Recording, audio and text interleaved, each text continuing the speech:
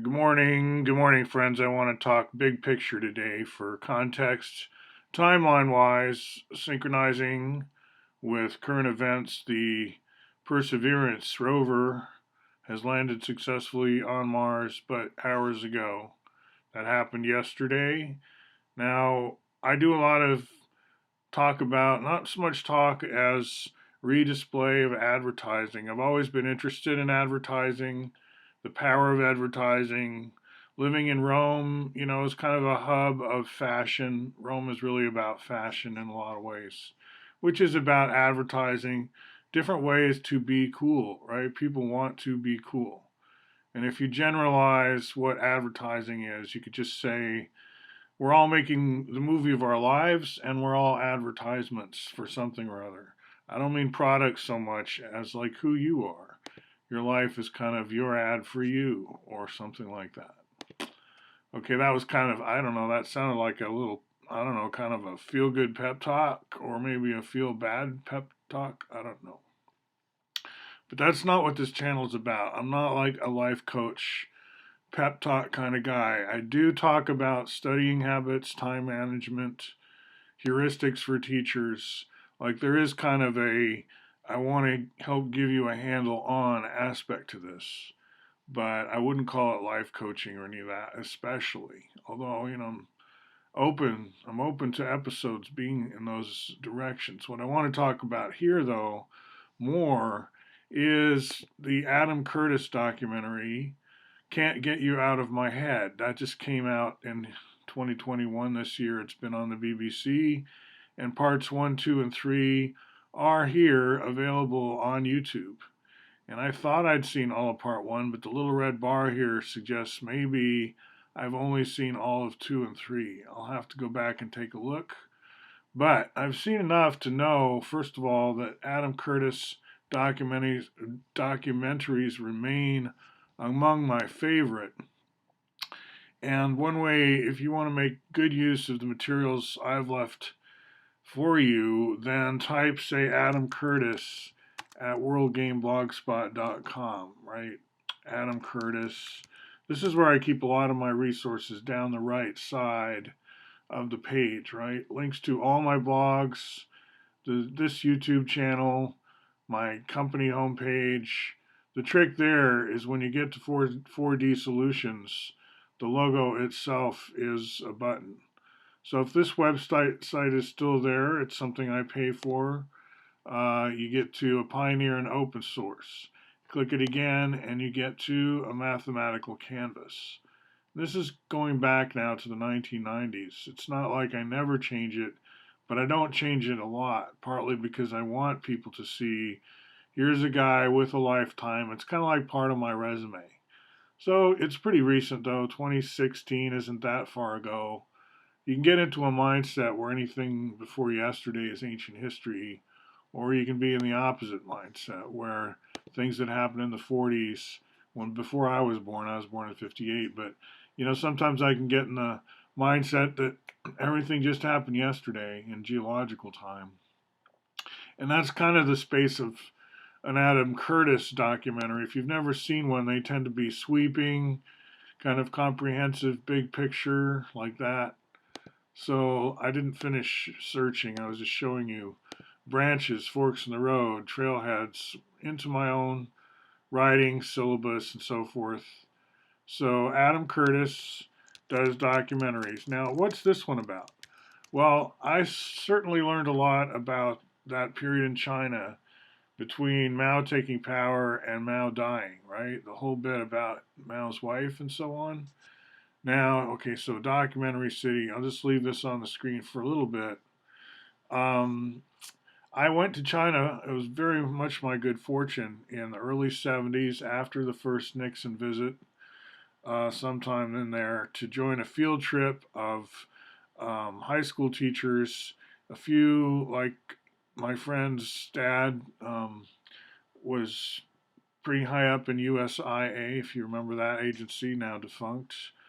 USIS before that, and his wife. He was a stage, not a stage magician, a tabletop magician. Like he was pretty good with, um, just illusions that you could sit around a dinner table and he could entertain you. Really fun, personable guy. I'm talking about the Americans I went with to China in the 70s, right? Power of Nightmares. This only available on YouTube. So Power of Nightmares. I didn't know it had this age restricted, which age restriction. I can no longer just show it as embedded, right? That's a change. So this is one of the Adam Curtis. My goal in this deposition was to be truthful, but not. In the past, politicians promised to create a better world. And we need. They have different. There's always a narrator who doesn't speak too often in an Adam Curtis documentary. It's usually with the similar rhythm. And let me just get to it. He's really giving you a lot of ideas about mass movements, mass mindsets, and the tension is between what's sort of in your head. Is it how you're programmed? Is it your ideology? Is it what your thoughts space and emotional space as a person? Is that the problem? Is that what you need to work on? Is that what we need to change? Or, now this can be a false dichotomy, is it some great outward problem of oppression by the few of the many, right? Is it the systems of government decision making? Is it great outward things over which you feel helpless? Maybe you don't feel helpless, but I added that spin. That's a stereotype. We can feel just, I suppose, as helpless and powerless over what's internal, or that can seem as meaningless. In other words, as an individual, what is your power, right, to make any kind of difference? Now, Fuller, who I talk about in this channel all the time and does not make it into, well, has made it into Adam Curtis films a little bit, I think. I think A Dome Goes By, A Geodesic Sphere, but kind of a marginal figure, if at all, in an Adam Curtis documentary would be Buckminster Fuller. But my question for you, my core question for you, is did the design science revolution that Fuller anticipated and hoped for occur or not? Because as I was about to say, his approach to making a difference, he thought how humans make the most difference over, if you look over the past, it's not a new, he's like saying history proves, you could say, that the way to make a difference is to focus on creating new novel artifacts, new tools, things that that can extend to concepts and memes. If you can invent things that people spontaneously adopt because of their usefulness, then you don't have to go in there trying to like deprogram or unbrainwash, i.e., take hours and hours to convince someone or other that they're incorrect. Like, it's not a matter of persuasion. Well, it is a matter of persuasion, but it's the kind where, you don't feel that forced to choose. Now, is this just a matter of helping people stay asleep? Like in the Adam Curtis films, it gets to a point where people, in his narrative, don't really believe anymore in outer revolution. It's got to come from within, and so there becomes a much more individualistic. Well, is the individual the locus either? The psychology, even today, people like my people, there's paranoia sweeping the world, and there's musical trends sweeping the world, and there's artistic trends sweeping the world. And where do you fit in, right? How do you make a difference? And for Fuller, and I would say I see the logic in his thinking, creating new artifacts is the way to go, right? And I'm scrolling as I say this through his Dymaxion house, right? Which was his he thought this was really a very promising direction. And he kind of gets blamed for why the Dymaxion house didn't really materialize the way he was hoping in a big mass produced way. Like, what was the problem? Why didn't they just take this model hanging from a pole and make a few thousands at least, so we would have some neighborhoods to go by, to judge by? And did they withstand the test of time? As it is, we have this one in a museum, By the way, Robert Ornstein just passed away recently. I just discovered that, and he helped with the rescue and restoration of this particular artifact. The Dymaxion House, now in Dearborn, Michigan, at the Henry Ford Museum. Why didn't they make a whole bunch of these? And the story is told in various ways, but I think part of it is the car. Fuller had had a horrible experience with that car. From the outside, we could see him as having a lot of fun with it, and he was at the apex of his power with that three-wheeled car that he had made.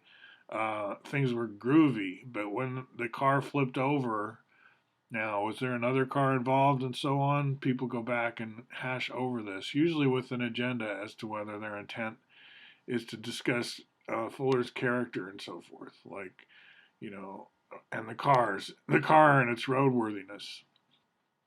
But you can see what goes on here. Fuller was afraid of that whole scenario repeating with the house. It would be too threatening. He would make too many big, powerful enemies for one guy to handle. He'd almost been destroyed already once with the car. And he didn't want to go through that again with a lot of employees. I mean, it's one thing when it's just you and your family, you think you have a fighting chance as an individual. When you have a huge payroll, when you have all these people looking to you, depending on you, that's another kind of stress, more like Elon Musk level stress. Fuller never did, after the car experience, have any huge staff of people working under him. He went solo after that. He was not a big industrialist in the sense of having a huge payroll. I think he was gun shy because of the car episode.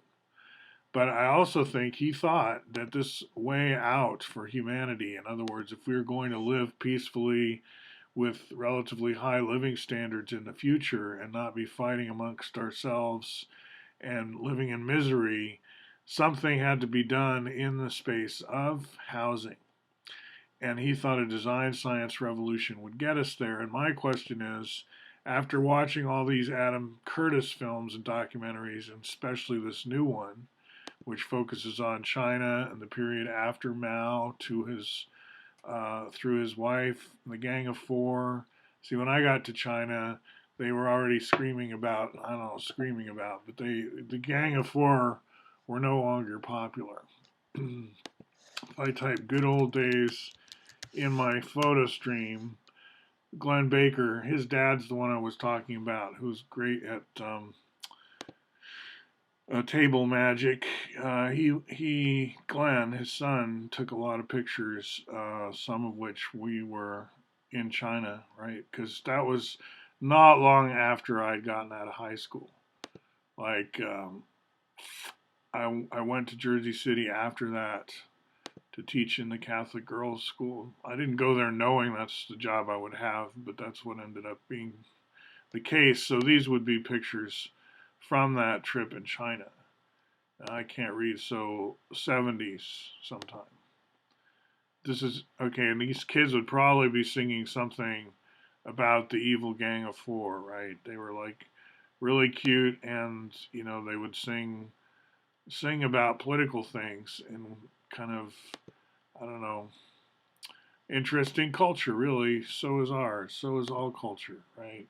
So design science revolution, did it happen? I would say the open source movement was a big part of it. In other words, I think it did happen and is happening. And where I look is in the space of the internet and the open source, free software movement, Richard Stallman, Linux, GNU, all that history. But is it being lost? Is it being told to you? Will you learn it if you're young? This is a good question, and I'm hoping that you will use a channel like mine and readings such as I point to become educated on that. A movie I would recommend, Revolution OS. Let's go to IMDb. I'll be ending on this. So the thing is, to summarize, you've got Adam Curtis asking a question. Do you think there's a big revolution needed? And if so, how is it that you're going to participate in that? Or is the problem inside our minds, and the way we need to address our situation is more by going in and looking at our sort of programming, our own programming? Or is it both? What is the strategy to use? And where does the design science revolution fit in? And do we want to call it that? And what does it have to do with the open source revolution, which gives you also a different relationship to ownership, intellectual property? How do we choose to share intellectual property in the modern age, right? And I talk a lot about education and like GitHub. I'm currently teaching elite school, I call it. I mean, I am. It's the name of the school has that in it. And it's a bunch of curriculum material at GitHub. And my experience with the open source revolution is we went from like Linux to, cloud stuff really quickly. We went from like DOS to Kubernetes in just a couple generations. But without much of the self awareness or civilizational awareness that would come through looking at Fuller's view of it. A la Critical Path, a la Grunch of Giants. So that would be the American Transcendentalist contribution that I would recommend. In other words, check out Critical Path, see what it says, and from that, maybe understand why Fuller isn't taught more. Is it because of the crazy mythopoetics? And I say crazy in the sense of, the idea that humans telescanned to the earth, that humanity, that our psyche somehow came and programmed a bunch of apes that were, we could revert to apes. We could lose our humanity, is what he's saying. But I think he's saying it in a nice way, that there was the apes here that became human. And we say that anyway in science, but then we don't say that through overspecialization we could go back to being apes and disconnect from the mind and all this kind of stuff. So Fuller's got, I think, a warning because he felt it was pretty important that we not take the ideological approach exclusively, that we not blindly follow politicians, and that we do our own thinking, and that this would lead us to create new artifacts, new tools.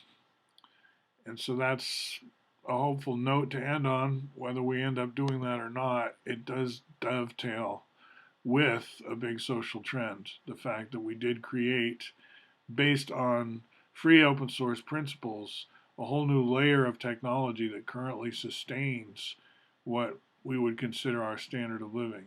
Like, you really need Linux now. It's not like a little hobbyist thing. It's at the core of Amazon and all those, right? Walmart.